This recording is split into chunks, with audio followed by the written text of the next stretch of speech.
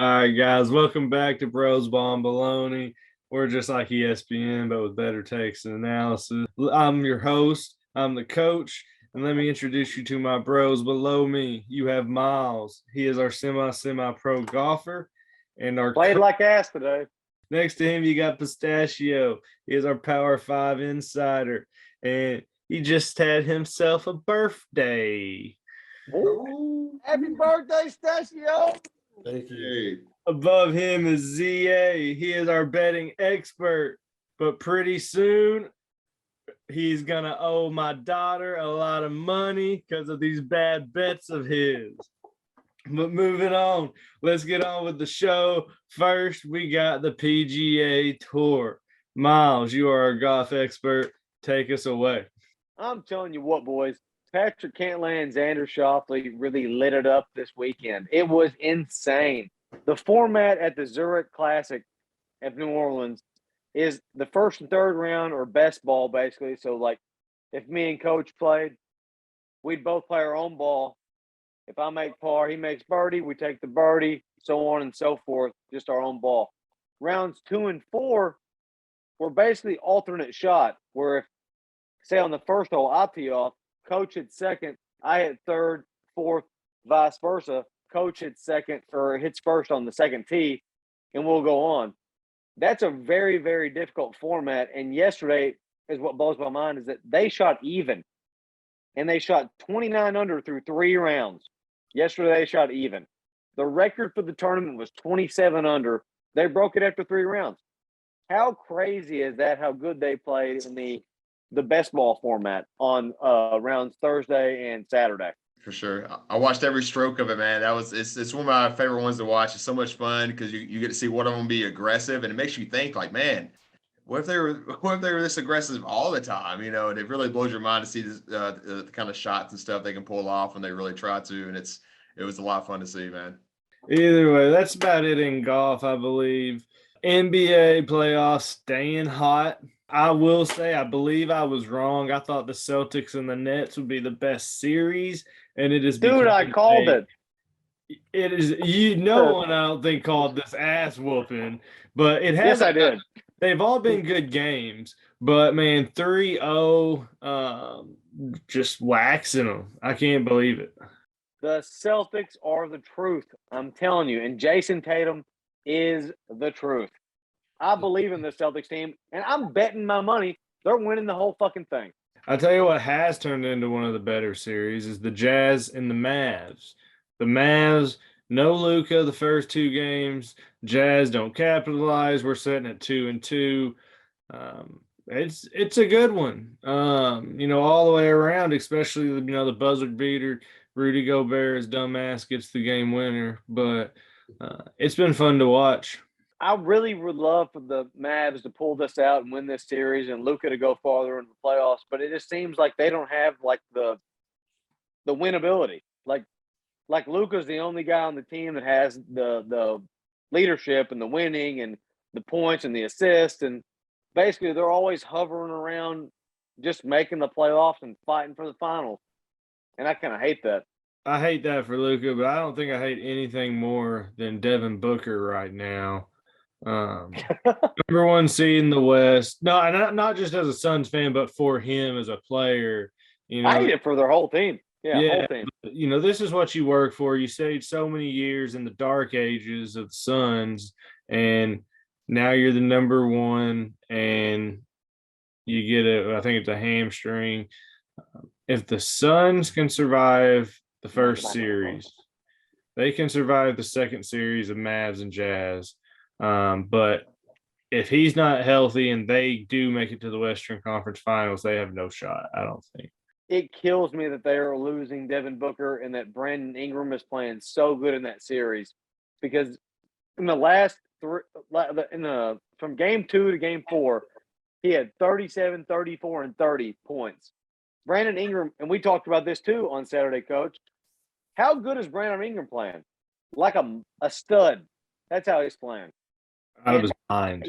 Yeah, well, a lot of the attention now can be focused on Chris Paul without Booker there. I mean, you understand, exactly. Booker draws a lot of attention Booker is the get the bucket guy. You know, if you need a bucket, you holler him, and he's the one to score. So that's huge. And like you said, Chris Paul's now drawing a lot more double teams. He's getting shut down. It's getting bad real quick for him. But I agree with Coach. I think if they can survive now, I think they'll easily go through the next round. But in the Western Conference Finals, I don't see them get past it without Booker. No, it's going to be tough. I tell you who else may be in trouble is the Grizzlies and T-Wolves. The Grizzlies in trouble because the T-Wolves are giving them everything they want. That one also tied 2-2, back and forth. It might be the best series in the first round. Just viewing pleasure. But the big thing I've already taken away is people need to give attention to the Memphis Grizzlies GM and front office. Let me read you their scouting department. Let me just read you these stats. Average of 24.2 age prior to the start of the season. John Morant, number 2 overall pick in 19. They drafted him. Dylan Brooks, a second rounder, a draft and trade in 2017, which means they pretty much drafted him. You draft him, we'll trade you this. Desmond Bane, pick number 30, draft and trade in 2020. Jaren Jackson was a 4th overall pick of them in 18. Brandon Clark was a late first-round draft and trade in 19. And then, of course, they traded for Steven Adams. They found all those pieces in mainly the draft, not Adams, but all those pieces were identified and wanted in the draft, traded specifically for, and now they're setting up the number 2 at 24 years of age. Like, that is impressive to do in the NBA or any league, to be honest with you, but to be that pretty much pinpoint and hit on all your draft picks that consistently or your draft and trades is very, very awesome. Yeah, especially in the NBA, being that young is a huge tool. If you were going to switch it to the NFL, I think 27 would probably be the number where you could actually be like, this is a prime team, because guys in the NFL, they have to be more mature, bigger, stronger, blah, blah, blah. But the damn Grizzlies they've knocked it out of the park. Yeah, I think it helps that it's the one and done in college for NBA, 1 year, and you can go straight to the league. So yeah, that helps. You can be younger, and to be honest with you, not only that, but the number of people. It takes you a lot longer to get 22 good starters than it does to take 5. So, and especially 22 young starters, but right. It's very impressive. Young starters, young and impressive. Scotty Barnes is the rookie of the year for the NBA. We all kind of thought Cade. I will give myself credit. I did say Scotty Barnes is the only one who did a little bit of everything, but I still picked Cade, so it don't count. 15, 7.5, and 3.5. Pretty good season for a rookie. Did everything. Shot 49%. What's our take on Scotty Barnes? That kid deserved it. He deserved it. He played great all year long. Yeah, he's one of those players that just doesn't take plays off, and I think it's really impressive. I mean, you just gave a stat line. I mean, he's really impressed me this year. Yeah, whatever. He can have it. My guy still got snubbed. So, also another award was released, most improved. John Morant somehow on this list. The dude's averaging 27, 5.7, 6.7, and 49. You say MVP? The dude is an MVP caliber player and getting the MIP award. We discussed it last week, but either way, another piece of hardware for the trophy case. Congratulations to Ja. Still, NBA, you got it wrong. MLB. Okay, not a lot going on. We're still early in the year. Miguel Cabrera, he now joined the very exclusive 3,000 hit club. I just want to say I think that's old as hell. What? Shit. He old as hell. Should have probably hit it here soon. I mean, yeah, shit. This is a last year, but yeah, we'll take it. Yep, last year. Legend. I mean, whatever it takes to get there, I mean, shit. Braun and Brady's playing forever, claiming all these records. So good for him. Yankees. My Yankees fans got a little Dude, they're reckless, man. They expect too much. They're, absolutely entitled, throwing stuff on the field. After the win, after they're talking trash to the outfield, there's no place for it, even as a Yankees fan. I'm all about talking trash, man. But as soon as you start throwing trash on the field, dude, that's just so disrespectful. It's get in their ear. I'm all for that, dude. Talking shit. You want to talk some shit? But like, why be disrespectful and throw shit on the field, throw shit at a player? Like, that's just rude. And like, there's just and the thing is, whenever old buddy climbed the fence and the fans are backing away, I was, if you're gonna throw stuff, get at him. I mean, come on, you got to get at him, right? Get at him. You're gonna start it, right? It's like, okay, this world star, this world class athlete, is coming at me. Yeah, of course you're gonna back away. Like, but if you're gonna throw trash at him, you got to be man enough to face him when he comes at you. Like, listen, just lean in, take one, and you've got it. You're set, Fry. You're set. You're set for life. Let's go. Maybe even a milli. I mean, like, you're good. He's probably if that happened to me, I'd set you all up. I'd set you all up if that happened to me. Get my ass whooped by an outfielder. I don't give a shit. I set you all up. I wouldn't have nothing to say. Yeah, you say, hey, your only way is to go throw shit at Aaron Donald. Let's talk about this, but outfielder in the base. Aaron Judge is coming at me though. I don't know. Yeah. Right. Aaron Judge might be nasty. I don't know. I'll tell you who I would pick. I can't think of his name, the little short bastard for the Astros. Jose Altuve? Yeah, because I tell you what, he would probably give me one good punch, but we're about the same size. Like, at least I'd had a lot better chance. Yeah, he probably whooped your ass. But yeah, not the guy that got the big fight, like almost knocked that guy out. Was that not Jose Altuve? Yeah. Listen, it don't matter. It's not hurt as much as Aaron Judge would. So that's all that Aaron Judge can be way worse. Oh yeah. Yeah, I just need one good punch just to go in 1-800 ass whooped. 1-800 health insurance. 1-800, I'm suing you for a fourth of what you got. Shit. Yeah. NFL. We've got big week, draft week, the most exciting time I think of maybe the year for me. But before we get there, we got a few things to knock out. We got Tom Brady restructures his contract, saves the Bucs $9 million, and people still continue to wonder, how does he win? Because he saves the team money. Yeah, he's been doing this since day one. It's nothing new. He's all about winning, whatever it takes, and he's done it once again. He's always restructured his contracts. He'll continue to do it because he knows what it takes. Understand this is the people that actually follow football, like, can understand how contracts work. Ask Matt Ryan. Matt Ryan tried to do it in Atlanta. Yeah, Matt Ryan literally kept giving away money and giving away money. He's like, no, pay me later. Pay me later. Pay me later. And it never worked. You know what I mean? Like, that's how you try to win as a quarterback. Yeah, you have to. So on the flip side, Deebo Samuels wants a lot of money and out of San Francisco. We saw the video in the club. Deebo That's wild, bro. Deebo ain't staying. Deebo out. Like, here's the thing too, I don't understand. He was a decent receiver his first couple years, injury prone, but Kyle Shanahan puts him in the backfield, gets creative with him, and everybody knows his name. But he doesn't want to doesn't want to do that. He wants to be a straight up receiver, and he ain't gonna get paid like he thinks he is being a straight up receiver. But what I want to do is I want to talk about some of the best offers that could be, I think, applied to Deebo or offered for Deebo.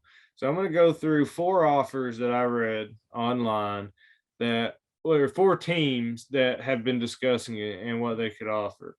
One was the Jets. Okay, so they could have a few options here. The first offer is the number 4 overall pick straight up. That's offer number 1. Number 2 would be the number 10 and number 69 pick, which is in the 3rd round. Or the number 10 and Elijah Vera Tucker, the guard.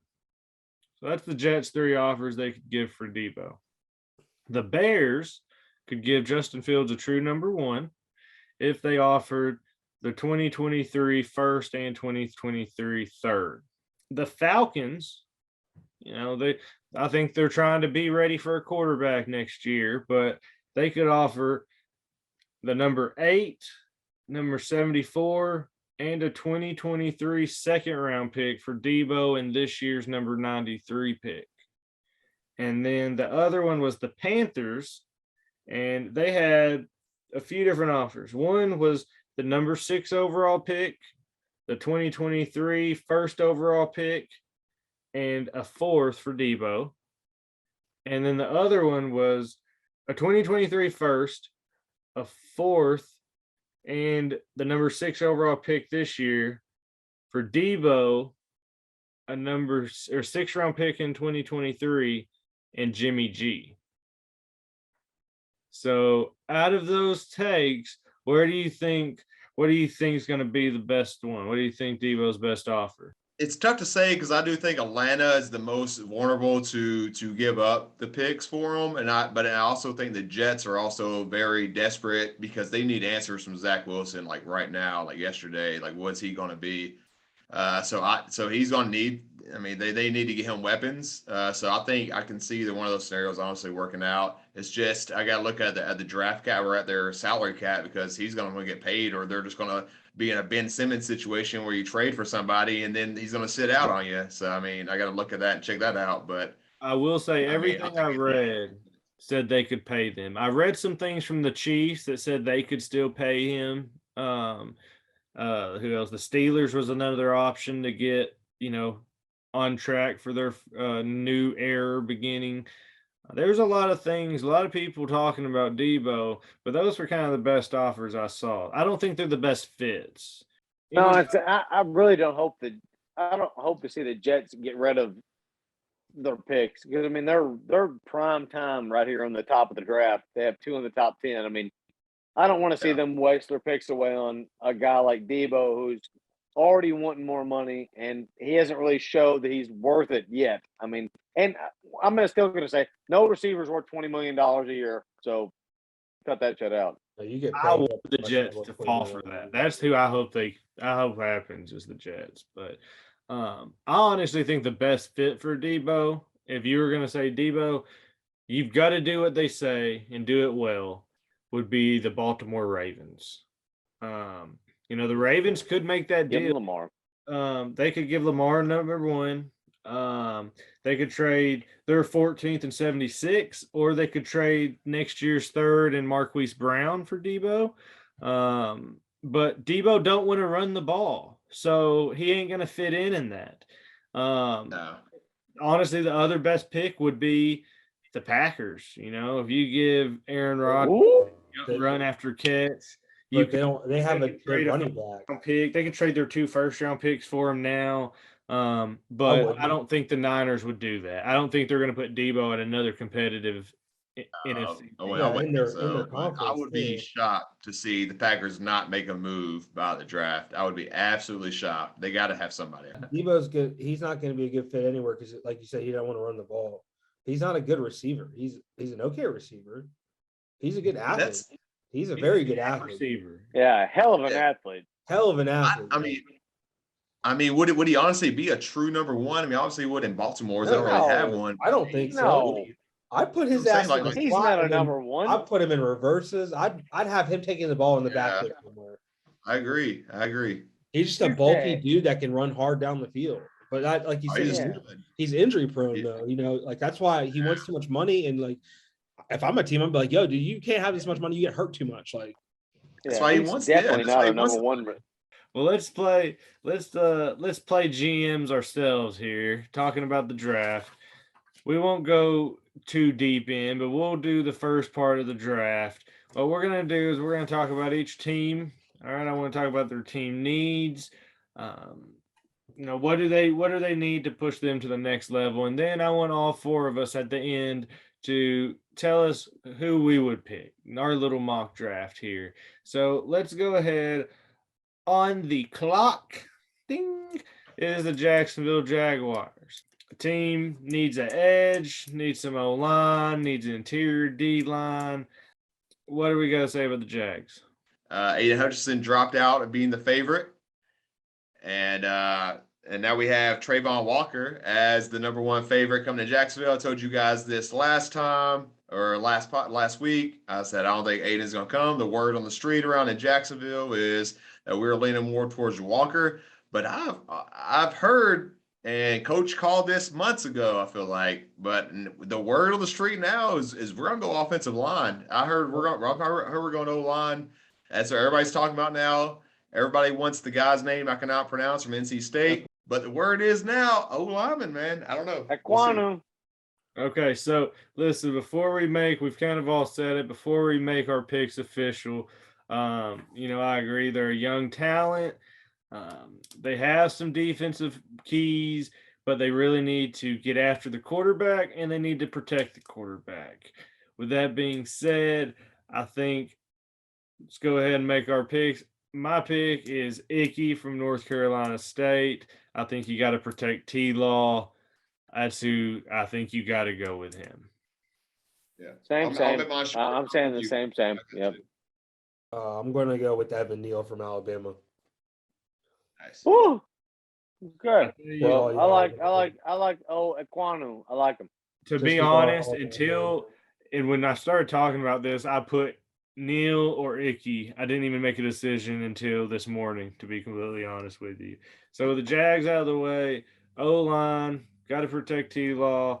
We move on to the Detroit Lions. Quarterback, edge, and cornerback are all needs. This is a pick. They need help everywhere. They need everything, but they did start to identify, who they were towards the end of the season. What do we take on the Lions? What do you think they need? Yeah, I think they're definitely a defensive on this because, they do need a quarterback, but this is not the quarterback draft they want to be picking a quarterback out of. So I think my pick is definitely going to be with Hutchinson from Michigan. Definitely think they're going defensive. It's Dan Campbell. We're here to bite kneecaps. What does that mean? There you go. More defense. Player that does not take plays off, man. I really only think there's two players like that. It's going to be Aiden Hutchinson or Sauce Gardner, baby. And I think they go Sauce number 2. I tell you what, Sauce could go here because Dan Campbell likes that type. And if they have Jeff and Sauce together, Jeff Okodu from Ohio State, if they both work out, you got 2 shutdown corners. But I disagree. I think the safe pick is the native Aiden Hutchinson. It's a fan, obvious, high motor kid, and I think that's who they're going to go with. Moving on to the Texans, their first of their 2 picks in the first round. Texans, they need an edge, they need some O-line, they need a cornerback. Sorry, I think they're good on corner. What's our thought on the Texans, guys? I think they go O-line. I think they need to protect. Yeah, they need help to protect. Apparently, the franchise quarterback, Davis Mills. This is a great season. I agree. I think it's a great season. Is its final showing to see if he gets the job. I think they go offensive tackle. Yep. Yeah, I mean they're going to help them. They got to protect them. That's all they got to do. I completely agree. This is Davis Mills' show out season, but the NFL is not a very fair world, and I don't think he's going to get a true shot at it. They got Lovie Smith. Not at all. He's a defensive guy. I think they're going to go Trayvon Walker. I think they're going to take the pure athlete. The Texans know that they're a step or 2 away still. And if they can young talent and next year get one of those loaded quarterbacks. So my pick is Trayvon Walker. They take Evan Neal. That's who they're taking. He's the best offensive lineman available. That's who's going right there. My note says Trayvon Walker or other tackle. But I'm going to stay with Walker. Going to the New York Jets. They need a lot as well. Robert Saleh, he's kind of on the brink. You mentioned Zach Wilson. The NFL don't give you a lot of time. So he's got to find something. Edge, cornerback, and receiver are the Jets' top 3 needs. What are we saying about the Jets? I think they go edge, honestly. Yeah. I agree with Pistachio. It's completely edge. I know who they're going for. I think it's definitely they need that D. Yeah, I think they're gonna take Thibodeau from. Yep, that's who I got. The same call, baby. I do as well. Yeah, I mean, I agree, but I think Aiden Hutchinson drops to number 4. I think the Jets take him. Yeah, pick. honestly, if Aiden does drop and is not taken at number 2, I think the Jets will pick him up at number 4. And I tell you why would you not? The reason I picked that is, one, I think the Jets hopefully get rid of that number 10 pick to San Francisco and solve the receiver problem. But I think, what did he have really good in San Francisco? Defensive ends who can get after the quarterback and help your DBs. And I think he can get that in Thibodeau, and I think he can get, a high – when he hustles, he is freaking unstoppable. I think I agree, everyone, at least the edge. I think that's what the Jets are going to do here. Moving to the Giants, okay, just same stadium. New York Giants hold the 5th overall pick. New coach in town. Deebo gets his chance to be a head coach. They need an offensive tackle. They need some edge rush. They just lost Evan Ingram. They need a tight end. What's our thought? What do the Giants need? I think they good defense. Wait, yeah, I think they're going to the secondary, and I know it may be a little saucy. But that's where I'm thinking they're getting, baby. That's where I'm going. I'm going same. I think they're going to get saucy as well. I think this is gonna be the surprise, because the draft, what I hate for those players especially, is it can be a 15-minute wait or it can be a 2-hour wait. But NFL teams also like to reach, and in the NFL, you reach on quarterback and you reach on offensive tackle. And Deebo's offensive guy. You've got some weapons. You got a pretty good running back, and you got a quarterback who can make some things happen. So I think they reach, and I think they go for Charles Cross from Mississippi State, the number 3 offensive tackle. Yeah, because I can see that, because they have another pick and they're up again. So if they were smart, they would probably go Charles Cross, because they know they could probably get Sauce at the number. What is that? What pick is that? The 13th or 7th pick? So Sauce is going top. Yeah. I would love for Sauce is going 5. Maybe. I would love for him to go 5, but that's a smart pick. Would be to take the lineman at 5. Y'all's boys going next at 6. I know. I also have Cross as well, and don't be surprised if Charles Cross goes before Neal. Just saying, he's above him on a lot of draft boards. I would not be shocked to see Charles Cross go before Neal. Listen, I believe. By the way, boys, hey, update. 90-78 going into the 4th quarter. Celtics leading the Nets. Damn. It's over. It's over. That could be sweet. So, let's get back. I think you're right. They gotta have that. They gotta have that protection, but since they do have that other pick, it's kind of a safety net. But moving to number 6, we have the Carolina Panthers. Quarterback is a huge need. Do they take it?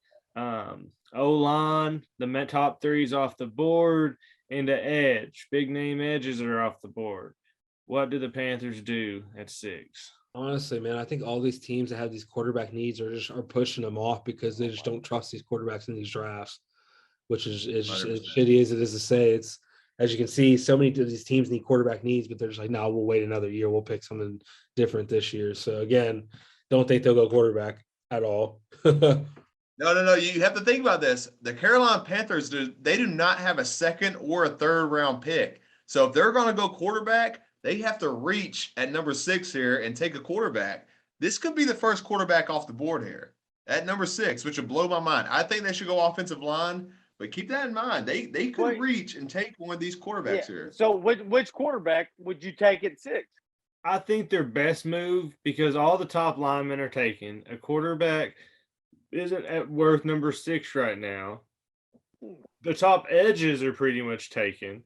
But it's a quarterback-driven league, and the difference in him, or the Panthers and the other coaches, the Giants, brand new coach. The Jets drafted a quarterback last year. The Texans, first year coach. The Lions, second year coach, who they like.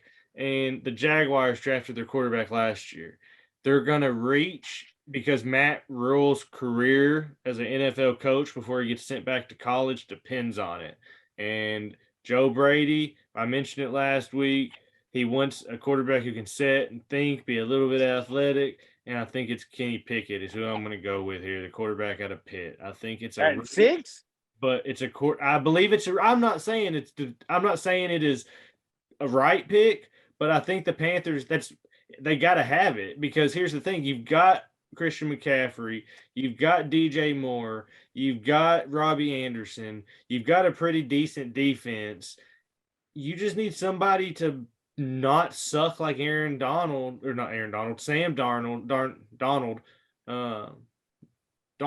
Shit. And you need someone who can do more than run the quarterback power like Cam Newton. And I think I'm not saying Kenny Pickett's great. I'm not saying he's the best quarterback. I don't think he's the best pick here, but that's what the NFL is about. And I said that on the offensive tackle, you reach for a quarterback and offensive tackle. And if Matt Rule don't win this year, he's gone. So even if he sucks next year and it's a reach, or if they suck next year and it's a reach, he's out of there. If it's a good pick, he looks good and he stays. So that's just my pick. What do you think? What do you think they do? I think they get Charles Cross. I think they go Trayvon Walker. Yeah, so I mean, in my scenario, you have 4 offensive linemen or 3 offensive linemen already gone. The best 3, I think. That's what I think they really should go for. But I think they're going to go quarterback. If those 3 are off the board, I think they go quarterback. I don't want to ruin my bet yet, so you got to stick around and wait for that on who I think they're going to take. But it's not Kenny Pickett. So Miles, I completely agree with you. If Charles Cross is there, they might take him because he's a safer reach than a quarterback, 100%. But yeah. I mean, I don't see the top 4 O linemen going that quick. We got 3 going, but I think it's till 6 it gets 3. I don't think it's 5. I don't think the 5th pick gets the 3rd offensive lineman. We'll see. I mean, that's the only thing. Pistachio, you mentioned it. The Giants have their 2nd pick. This is from the Justin Fields trade where they traded up to get him last year. Again, edge, tight end, cornerback, offensive tackle right now are all still needs. What's our thoughts? Where are they going to go? What do you think is best for them right here? They're on edge, I think. They're going D-line right here. I agree. I think edge is a big one in play here. Jermaine Johnson's in play. I think he's the next best edge coming out of Florida State. I hadn't had him come off the board yet. You already have him gone, but we all kind of mix. It's the apple. You need a big personality, and I think Sauce goes off the board here at 7 to the Giants. Sorry. I got a Trayvon Walker Out of Georgia. Yeah. So I mean he's a big talk. So if he falls, that'd be a good pickup, ZA. Yeah, I've actually got Thibodeau falling, and the Giants getting him here. I think it's gonna be a Josh Allen situation. I remember that when Josh Allen fell to 7 to the Jags. I think Thibodeau is gonna fall here, and I think they're gonna get Steele. Pistachio. I'm gonna go with Sauce here too. Sauce. 2 on Sauce. Again, I think Jermaine Johnson, is also, I don't know if anyone's mentioned him, but he's an edge that's still up there. Atlanta Falcons setting at 8. Got a lot of needs, traded away a lot of big pieces, a lot of franchise pieces the past couple, months. Matt Ryan, Julio Jones gone. Quarterback, edge, receiver. This begins the most exciting time of the draft night, I believe. This is about to be a 4 to 5 receiver run. Let's go. They go wide receiver, baby. Let's go. Uh-oh. I'm agreeing. Called it. I'm agreeing. Pistachio. Yeah, I think they're gonna go. I can go receiver too, but I don't know what There's a lot of really good receivers, like a lot. There's and I've been trying to ponder this because like I thought that maybe the Giants would probably go on 7 with the receiver as well. I'm sticking with Sauce because like I don't know. There's the whole pick next thing with our picks that we want to talk about has to deal with receivers. So Sauce already got drafted. Trust me. Yeah, Don't worry about it. I'm gonna go with receiver as well. I think I'm gonna go Chris Olave. I'm taking that pick. Oh shit! Hold on, we're picking now. All right. Okay, so I said this last week. He's the first one off the board, and it's Garrett Wilson. He is That's who I got. I agree with you, Coach. Coach, you're right. The best all-around receiver, I think. I think the only other pick they make right here would be Jermaine Johnson, the edge I talked about earlier from Florida State. But here's what they're doing. I mentioned it with the Texans. All right. They know what they're trying to do next year. You've got that loaded quarterback draft. Mariota can get you by. But if you can get Calvin Ridley's gone and you've got Kyle Pitts, you can't have your tight end getting double covered. You got to get another weapon. You got to help bring that quarterback along. You got to take a little bit off of Cordell Patterson so he doesn't have to do everything for your football team on offense. And Garrett Wilson, best receiver, I think, in the draft. Me and Pistachio have it right. Drake London is the first receiver off the board. Mike Evans 2.0. So moving on, Seattle. This is the Broncos pick. Seattle's taking it. Quarterback is needed. Offensive tackle is needed, and cornerback is needed. What is the Seahawks going to do here, guys? Where do you think they go? Derek Singletary Jr., baby. That's what I'm going with too. Dude, I think this is the run of the receivers, and I think we see 2 trades between 8 and 11 that night. I believe the Seahawks give this pick up. They're in a full rebuild. They give it up to the Texans. I believe the Texans are going to give them their 13th and their 68th for the Seahawks 9th here. I read a couple of mock drafts that go along with that. I completely agree because Houston has to leapfrog the Jets to get who they want. And that's your boy, Garrett Wilson. If Garrett Wilson's still on the board here, they got to get him. If London's still on the board here, they got to trade to get him. Texans need that for Davis Mills. I was on the edge here. I was on the edge with y'all too about Derek Stingley Jr. He is a boss. He is Seattle's typical corner, but I think they're going to go elsewhere because they've lost so much. And here's the thing.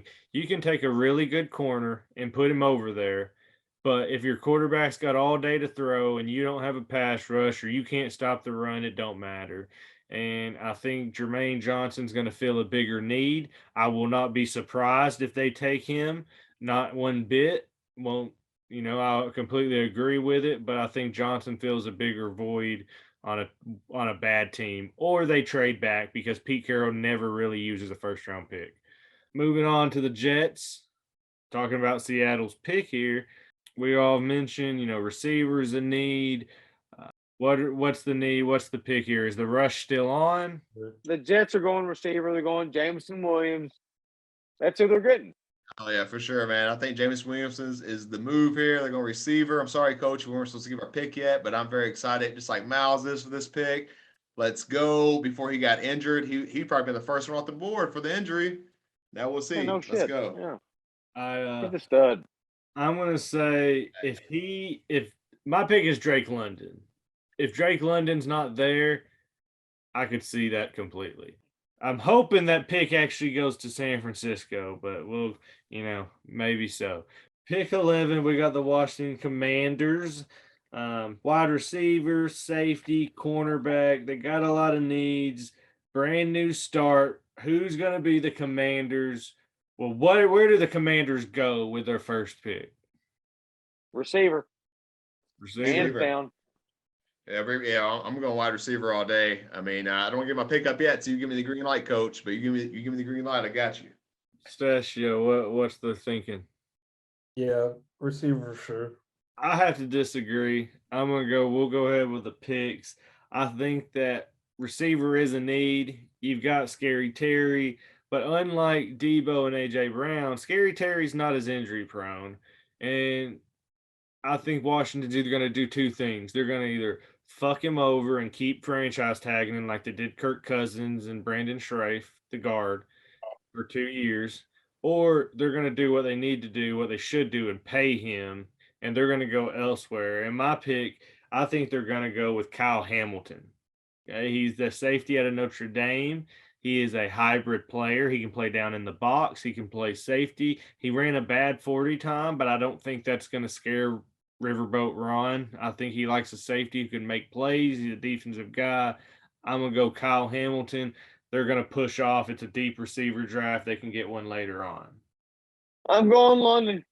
That's where London goes, and he's going to the Commanders, and he's going to be an honorary Redskin. He's not going to like it. And I've got London going much earlier, but if they did have him and McLaurin on each side, that'd be huge. But I've got Chris Olave, and I don't know if I'm saying his name right or not, but can you believe that Wilson, Williams, and am I saying his name right?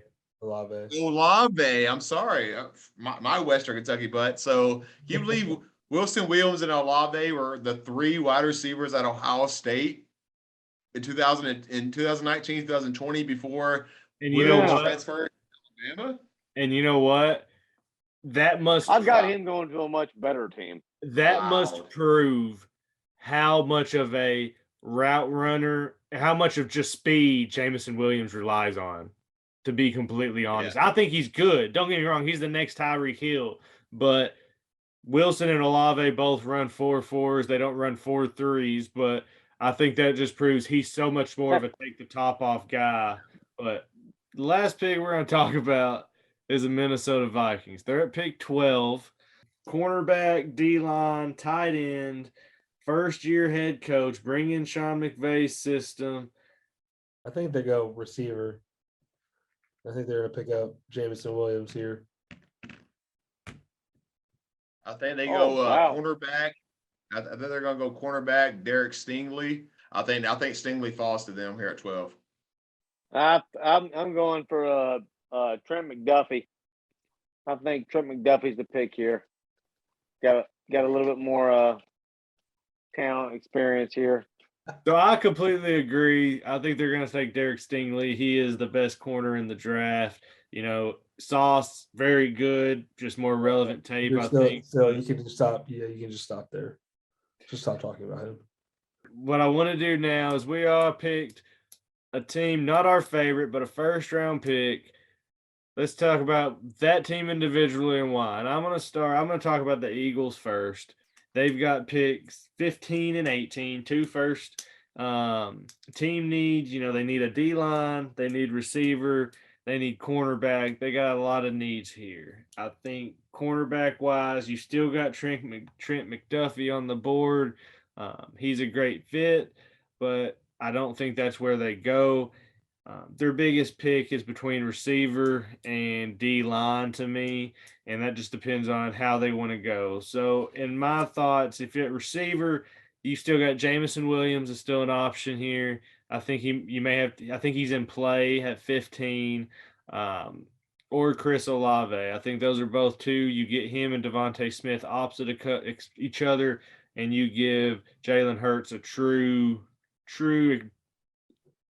chance to be your starting quarterback with 2 good weapons. The Eagles didn't have a receiver, only Devontae Smith with over 50 catches last year. So I think they got to really go there.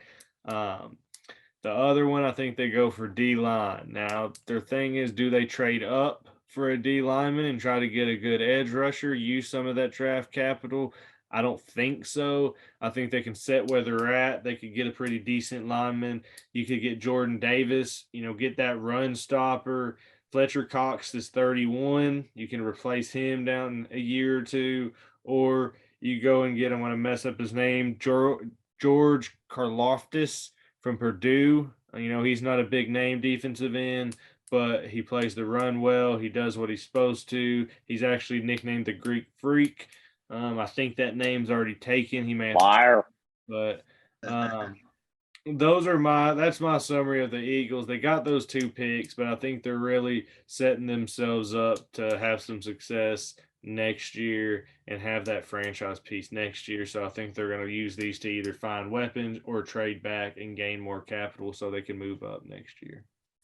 I've got the Chargers at 17. I basically think they need some offensive line help, whether it be a tackle or a guard. But at this point in the draft, it'll be the 17th pick, and I think there's going to be 4 tackles basically off the board already. So they're basically going to be getting a guard, and I think that they're going to go for Kenyon Green, and that's basically going to solidify a little bit of the line to take the quarterback for a little bit longer because the Chargers are already so explosive. If you give them a little bit more time, it's going to be nuts. I mean, they're already going to be with the defense they have. They're going to be one of the best teams.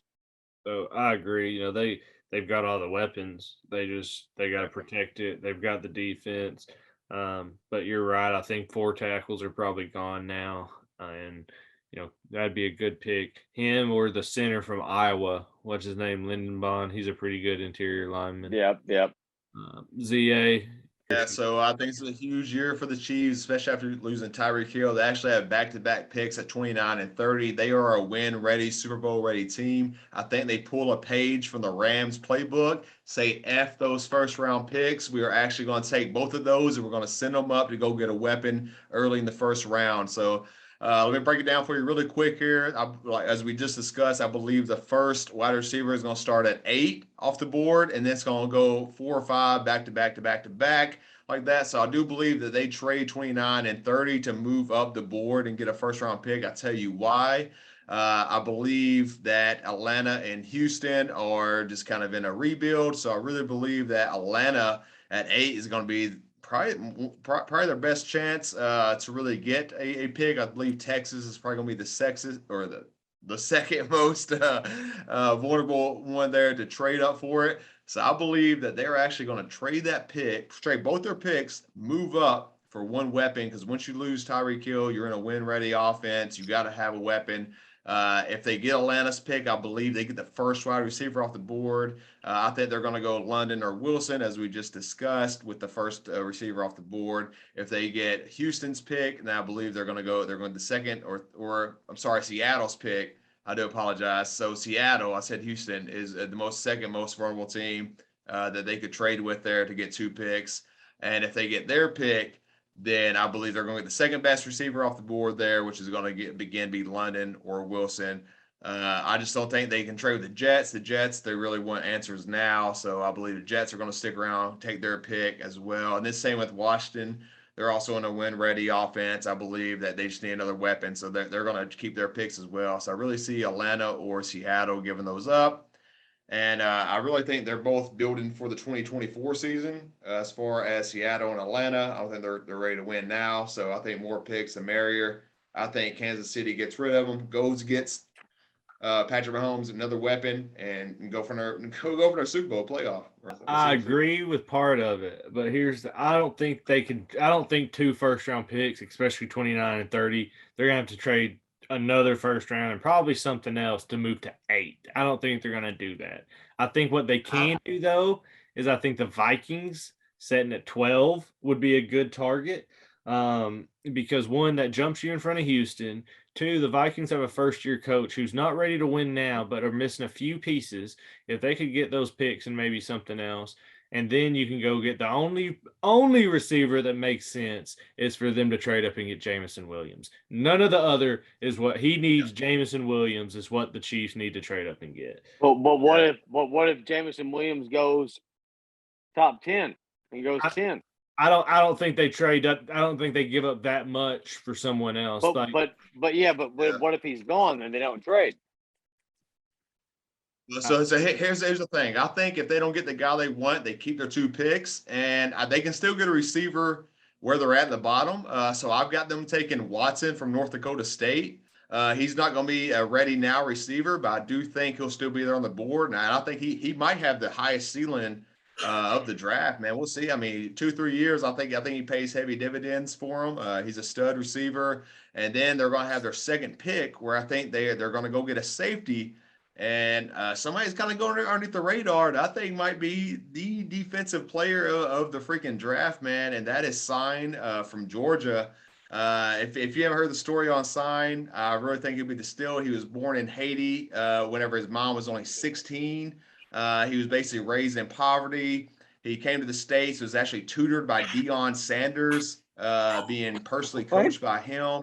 He's 6'2" 2.25", 200 pounds, runs a 4.3 40, and hits like a freaking thumper, dude. He is a stud. I think he'd be the steal of the draft. I think the Chiefs would go him and then probably take a chance on somebody like Watson from North Dakota State that late in the draft. So they can still win those two picks, but I think they trade it, man. I think, and I agree with you. I don't know if they'll be able to go up to 8. But I do think they can still get top 15 and still get some value there if their guy is still on the board who they want. Pistachio. Just to be clear, I don't think this is ever going to happen, but I think this is the best fit for this guy to go at this spot. That's why I held out for so long, Drake London. I really think Green Bay, they have 2 picks, 22 and 28. I think the best fit for Drake London is Green Bay, solely because they are looking for another guy just like Adams. This dude would literally replace him. He would be in Green Bay for the majority of his career. He's built like him. He catches the ball like him. To me, I think that's the perfect fit for Green Bay. I don't think it'll happen because he's not gonna drop that far. But for me, that's like my sexy pick. I really hope, because I think he's gonna get. They got to trade up. They definitely have to trade up. He's gonna go way before that, but. Yeah, but I don't see them doing that at all, because they're probably not, willing to spend enough money or waste those picks. By the way, Celtics sweep. I'm pretty sure it's like 113, 109. So. Oh yeah. So last thing, we're running out of time, so let's make this a quick summary. All right, let's talk about our teams. Let's talk about our teams. Okay, Pistachio, go ahead, start us off. What do the Niners need to do in the draft? Find out where they're fucking sending Deebo first. No shit. Find out what money they're going to have, what cap space they're going to have after that. I don't know. I feel like that's a huge problem that they have now, is they need to deal with that before they can figure out what they're going to do in the draft. Miles, what are the Bengals? Tell me about them. Multiple mock drafts that I've looked at have somehow magically shown that Chris Olave could fall to the 29th pick and go to the Chiefs. However, if he could fall to the 31st pick and go to the Bengals, I wouldn't be mad about it. But either. They've got the Bengals drafting a corner, Kyler Gordon. His scouting reports look pretty good. If we get somebody like Sauce, that would be really sick. But, sure up the secondary. They signed a bunch of, offensive linemen to try to help Joe Burrow this offseason. I think that would be fine. We already have enough offensive weapons that I'm not worried about the offense next season. I'm worried about Joe Burrow standing up. That's about it. And also, shutting your team down. That's about it. So I'd say I'm cool with a corner pick or some sort of defensive pick here. The Dolphins don't have a pick early. We only have 4 draft picks. Our first one comes at 102. So we got to get it right. Shit. Jesus, yeah. I thought the Niners was bad at 61. Cheetah, baby. Who did you trade for that? Why don't you play poker on a safari? Because you might run into a cheetah. Oh. All right. Anyways, I'm sorry. Here we go. Here we go. So here we go. I'm gonna say O-line, edge / linebackers on the defense. We need to go the front 7. Greer stated that this draft's all for O-line and edge rushers. He came out and said that. So I really believe they're going to go there. First 2 picks, I believe we're going to go O-lineman. Did you know that Chris Greer has drafted more players from the University of Alabama than any other GM since his time with the Dolphins? Can you believe it? Just think about it. It's crazy. He's actually best friends with Nick Saban. They hang out all the time. It's crazy. I didn't know this. I fell down a wormhole a week ago and started looking at all the draft stuff. Here we go, though. So we got Chris Greer. I think he's going to reach. He's going to take a chance. He is going to take Brian Robinson with our 102nd pick as a running back if he falls there. I think he takes him from the University of Alabama. If he does not fall there, we're going to O-line. There it is. My Niners, I completely agree, Stachio. We've got to figure out the Deebo thing. We don't have a pick till number 61. Then we've got 93, 102, and 104. So we can move, I think, a little bit. I don't think we give up too much. We gave up our first for Trey Lance, obviously. But Deebo, if we can get a first, I think it's huge. And depending on where we can get, if we can get the Jets 10th pick, I think we go Stingley. Now you got Bosa chasing you and you got to throw on Stingley, could be an issue. Or we're going to go get a receiver. I think it's a deep draft. So I think we get someone like Sky Moore or that Watson guy, maybe at 61, to be honest with you. Or do we get a higher pick, go get someone like a Jameson Williams, Drake London out of Deebo? It all depends on Deebo, unfortunately. Yeah, but there's so much room for, just guessing on what could happen because there's so much that could be offered for him. Right. They could get offers that don't include any draft picks. Obviously they're going to shoot for draft picks, but right. But last part of the show, it is the Plan to Wonder bets of the week. ZA, what do you have for us on the draft? Here we go. It's the lightning round. I'm going to run through really quick. So you got to have your earmuffs on. I know we ran over a little bit tonight. So with that being said, we're going to jump right into it. Just know the draft is just like the Masters, baby. 99% chance you're going to lose your money, but there's 1% chance you're going to have that pop and make all that dough. Maybe I'll take your girlfriend out to a nice Taco Bell dinner, as you always dreamed of, baby. Here we go. All right, so we're going to start off with some over-unders of quarterbacks taken in the first round. It's opened up at 3.5. DraftKings moved that line down to 2.5 today. Over-under on that. What a toss-up. I don't know what's going on. I've seen mock drafts with no quarterbacks. I've seen mock drafts with one quarterback. I've seen mock drafts with 4 quarterbacks going in this first round. I don't know. I'm blown away. You make your own decision on this. I might take the over 2.5. I don't know, man. I can see 3 going. I really can. So you do your own thing. 2.5 is a small number. Make your decisions. Over under wide receivers, we got 6.5. I am taking the over. I believe 5 go in a row. I think 2 more go later in the round. You got desperate teams such as Green Bay out there looking to get receivers. You got desperate teams all over the board looking for weapons now. It is now probably the most important position in the NFL next to quarterback and rusher is the wide receiver. You got to have weapons. Every team's looking for them. I think 6.5. I'm taking that over. As far as the number 1 pick, as of today, Trayvon Walker took over the new favorite. DraftKings, FanDuel, every website I looked at has now moved Trayvon Walker into the negatives as the new favorite. I really found the value with who I said earlier as Icky. He's at plus 750 right now. I believe that the Jags are going O-line, shocking the world. If you want bigger and better value, Evan Neal, if you like him more, he's at plus 1,600. I'm going to stick with Icky at plus 750. Throw your money on it. The most popular quarterback bet right now is the second quarterback selected, not the first, not the third, the second. All right, so it doesn't matter who goes first, it's who's going second. As of today, Kenny Pickett is actually the favorite to go second, not first, but second. With all the final mock drafts and the last day rumors coming out, who even knows who's going to make these trades in the next 2 days? Who even's going to be picking in the first round? I don't know. Coach doesn't know. Pistachio don't know. Miles don't know. Who's going to happen? I don't know, man. But all I know is the value here, I believe, is with Matt Corral. A lot of people have him coming number 1 off the board. They do. It's crazy. I think he goes number 2 off the board. I believe Malik Wilson's going to go first. I've read some clickbait on Kenny Pickett. I don't know if it's true or not. He's going to go first or he's going to go 3rd or 4th. I think, though, Corral's going to shock the world. He might go number 1 quarterback, but if not, I think he goes 2. He's at plus 1,600 right now, maybe worth a little bit of money put on there. As well, we have Detroit or somebody trading them for the 32 pick to actually come and get a quarterback. We'll see what happens. All right, here we go. I believe Corral's stock, though, the last 2 days have skyrocketed for whatever reason. It could just be rumors, that BS, who knows, but here we go. Which leads me to the first quarterback selected, the second most popular bet of the draft of this year, according to DraftKings. So right now, Malik Willis is the favorite at minus 150, but I see a lot of mock drafts taking Pickett first. Pickett's at plus 150. Again, I think Pickett's going to be number 1 or he's going to be number 4 or 5 off the board. I don't know, man. This is so wild to me. Now, the most interesting parlay I have, where if you want to really put $1 down, try to make 1,000, they have a parlay on DraftKings right now where Jacksonville drafts an offensive lineman with the first pick. So it don't matter who it is. They just got to take an old lineman. Detroit Lions, though, have to draft Aiden Hutchinson.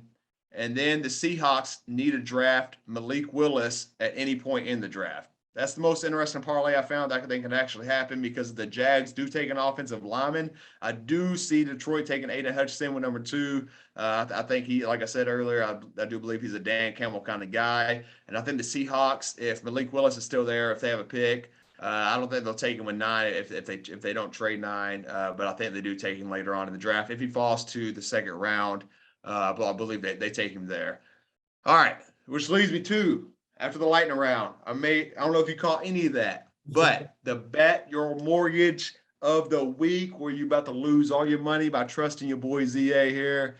The position of the first player drafted for the Buffalo Bills. You can actually, there's so much stuff to bet on. You can go and choose the exact position for whatever team is going to take. I think the Buffalo Bills only has one area, not even an area. They have one position that needs to be fixed. The rest of it is perfect.